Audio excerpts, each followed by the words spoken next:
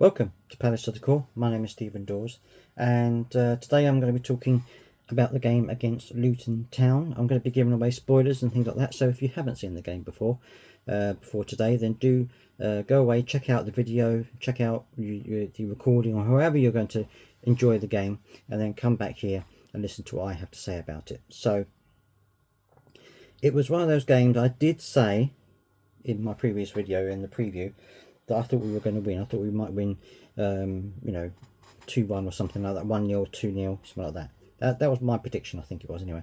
It's been a long day. So, I did have good feelings about this game. I felt that even though Oliver Glasner's only had a few weeks to prepare the team and to work with the team, you could see in the games that we've had so far, even against Tottenham, that we were a team getting better. We were having more time on the ball. We were starting to restrict teams a lot better than we had done in the past and things like this. And I felt that that we were hunting in groups, if you know what I mean, around the pitch, which was good. I saw that progression over the last couple of days, and I thought that against Luton, we may be able to use that to get a win. And the game started really well. I thought we started off having a decent amount of possession. We were trying to control the game, which I thought for the large parts we were trying to do. Luton are a very physical side and obviously trying to disrupt your gameplay as much as they can, and they did do that to a certain extent. They did try hard to disrupt things, but I think on the whole we were working pretty well. And then we had a great start with 11 minutes gone, and Jean-Philippe Mateta, a lovely little cross, and Jean-Philippe Mateta just flicked it with the back of his leg and into the back of the net it went. We had a couple of kind of half chances before that, so I was quite pleased that we were creating chances for ourselves, and that goal was a really nice little touch goal. And on 11 minutes, I thought this could be a good game for us. We could be, in for 2 or 3 nil perhaps. We might be able to get this game to bed quite early. Unfortunately, that didn't happen. Although it wasn't for the want of trying. I think that we continued to play well. We continued to get the majority of possession, I would say. It wasn't one-sided, but we had a good deal of possession. We were working really hard. I felt that we did create chances in both halves, first half and second half. First half I think was better for us than the second half was, but I felt that certainly in the first half we were creating chances. We came very close to scoring on 2 or 3 occasions, and I think it was, if we were just a little bit more clinical in front of goal, I think we could have been 2 or 3 up, at least by the time that the end of the game came along. But we just weren't quite that clinical in front of goal. The goalkeeper made a couple of really good saves. The defenders were defending for their lives, Luton defenders, and all of those things together made it very difficult for us. And because we aren't as fluid in scoring goals as other teams are, shall we say, it made it a lot more difficult for us. But I felt we showed courage. I felt we showed determination. Yes, there were things that didn't go particularly well. I mean, there were times when our passing was a little bit odd, or we'd go to make a pass and it wouldn't make it, or the person wouldn't be in the right position, or things like that. Little things of that type where our possession sometimes wasn't used to its full advantage. But I felt that we are a team, obviously in transition. We're working towards becoming a better team. And the first half, certainly, I felt that we did do that. Second half came around, and it was, you could see that Luton were had a little bit more intensity. Luton were trying to close us down a bit quicker, getting a little bit more physical in the game to try and disrupt our play. And, it became a bit more of an even game second half. We didn't quite have the level of control and and impact on the game as we had in the second half. And there was a point during maybe 60 odd minutes or something like that when we started to sit back a little bit, and Luton had a little bit more of the ball. And I was a little bit concerned at that point that this was going to go the old-fashioned way, well, the way that's been going for the last few games anyway, where we were going to sit back and invite Luton on, and then we were going to concede a goal. But actually it didn't turn out quite like that. Yes, we did sit back a little bit, and they had a few little flurries, had some chances at goal. Nothing really that tested Johnston to any great extent, but they had half chances. But then we kind of came back and we were again moving up and creating a high line, pushing forward, and that was good to see that we hadn't, in that last 5 minutes, we weren't going to just be sitting back and taking pressure, that we were going to try and go forward and create something else. And we created a couple of very good chances in that second half that could easily have been goals. So I was really impressed by that situation. We had to make some substitutions. Adam Wharton went off. I know some people were surprised about that, but I think the reason why is that when I was looking at him, the last 5-10 minutes he was getting a bit leggy. You know, he was starting to, you could see he was running out of energy. I mean, he had put in a fantastic shift in this game. He really had.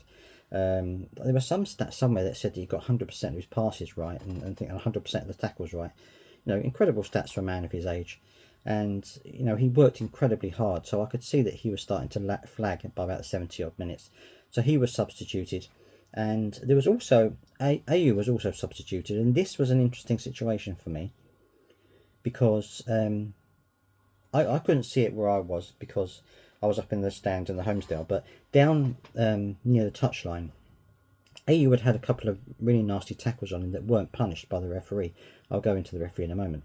He has a couple of challenges that weren't rewarded with a foul or anything like that, and he would look like he was getting quite frustrated, and he was over by the byline, and you could see what it looked like Oliver Glasner was trying to give him some instructions, and AU looked a little bit kind of aggravated by it. He seemed to be quite aggravated, quite animated down there. And I don't know whether that was directed at Oliver Glasner, whether it was directed at the fourth official because he kept getting fouled and not getting anything from it. I don't know. So if anyone's down in that area of the stand, in the main stand, if you saw or heard anything that could shed light on what I saw, then please do let me know down in the comment section, because it looked like AU was getting quite agitated. And just after that happened, he was substituted. So maybe he was telling Oliver Glasner that he was tired and he couldn't do any more, whatever it was. Anyway, he was taken off. Akamada and Will Hughes came on in both their places. They both came off around the same time. And Akamada had an okay game. I think he didn't really have a lot of time to get into the swing of the game, and he made a couple of mistakes, but he was okay in general terms. Will Hughes is he does have a bit of a problem keeping up with the faster players and things like this, and his decisions aren't always the best. I know there are a lot of Will Hughes people out there who don't like Will Hughes and don't think he should be playing, and a lot of people did wonder why Oliver Glasner picked him for a substitute again. And I think one of the things is that he just doesn't know what these players play like. Yes, he can see him in training, but he's only actually played him once this season, and in these 3 games, and so maybe he just wanted to make sure what he was seeing there. Maybe the game against Tottenham was just a bad game for him, and he wanted to see what he was like against a different team. All of these things are possible. Do you know what I mean? There are a lot of people who said that David Ozo should have come on. I'm sure he will get his chance though, and he is a good player. So it might be that Oliver Glasner is waiting for a particular moment to play him, or a certain situation where he can play him. I don't know. But anyway, when the subs came on, obviously we did look a little bit weaker, and we weren't quite as effective as we were before.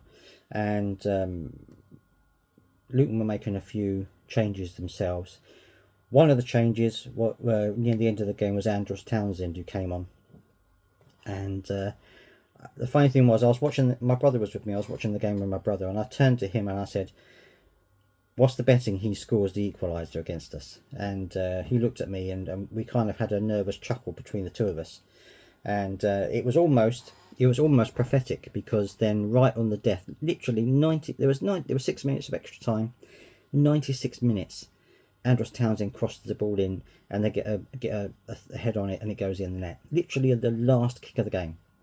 And it was so frustrating, so disappointing to see that happen. And you could see the players were disappointed and frustrated by the whole thing. They've put so much effort into this game. It is what Luton do. Luton are very good at scoring late goals, and I'm sure it's something that Oliver Glasner touched upon with them. But a little bit of a lack of concentration right at the very end of the game, and it cost us. But so if you had asked me before the game, obviously I said that, well, I thought we were going to win.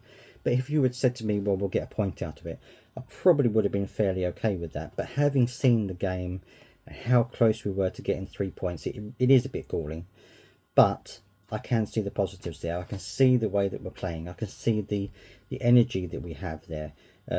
Yes, I think perhaps we're lacking a little bit of confidence here and there, but I think that we're getting into a good position.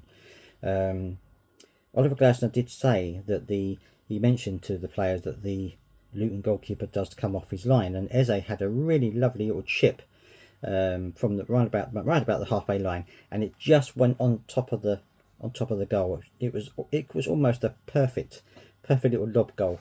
I really do wish that had gone in, because I think everyone around us nearly fainted when it didn't go in. But anyway, so yeah, you could see that we were trying really hard. Eze had a game. He was in and out of the game. I don't think he's fully fit. You can tell when he comes back from injury, the first 2 or 3 games he's not quite himself, and then he kind of gets into his rhythm. So I'm sure in the next game or two we're going to see that, especially with the break, and he gets a bit more training in. I'm sure that he will pick up on that. In terms of everyone else, I thought they played incredibly well. Adam Wharton showed again why he's such a great head on young shoulders. He played impeccably well. David Munoz, I thought, had a really good game as well, getting forward and trying to get involved in the play. Ward had a decent game. I think that's probably a good position for him at the moment in the back three. I think Mitchell, I'm not sure what it is with Mitchell. He doesn't seem to want to go forward very often. And I've seen him go forward and put in some good crosses before. No, I think he did it under Vieira. I think he was very good going forward and sticking the crosses in. So I think maybe he's just lacking a little bit of confidence. Maybe he doesn't want to go too far forward, because then there's a risk of him getting caught behind. I don't know what it is. He doesn't seem to be quite the right of a wing back. You know, he doesn't seem to have the strengths of a wing back, which is a bit of a shame. Maybe it's something that Oliver Glasner can work on his confidence or whatever. I think it's a role he can possibly do, but I think he isn't quite there yet, unfortunately. Lerma had a great goal. A great game. He was really effective in the middle there as well. I felt that everyone played really well. AU had a decent game. Again, I think he was frustrated. Wasn't quite on the same level that he normally is. Mateta obviously got the goal. Had a really good game as well, holding the ball up, chasing down long balls that they were firing over the top of him. Really had a good game. Really coming on leaps and bounds lately. And I think a spell of time in the first team has helped him, because A, it's got him fitter, and B, he's getting a little bit more confident on the ball and with the ball every game. So, you know, there's a lot of positives to that game. Obviously, there are things that we need to work on. I completely understand that. And 3 points would have been the ultimate for us before the break. But we've got to take the point and move forward. It is disappointing, and I completely understand that. Let me know your thoughts down in the comment section. As always, how did you see the game? What do you think we need to do to improve? What do you think we did well in that game? I'd love to hear your thoughts, as always. Please don't forget to subscribe to the channel to get more Crystal Palace news. And now we've got a bit of a break. We've got the 3-week break, so you might not hear quite so much from me. I'm going to be talking about the news from Crystal Palace as and when it comes out, or any players that are playing for international duty. But it might not be as prolific as it is at the moment until we get back to it with the next game. But I will see you soon.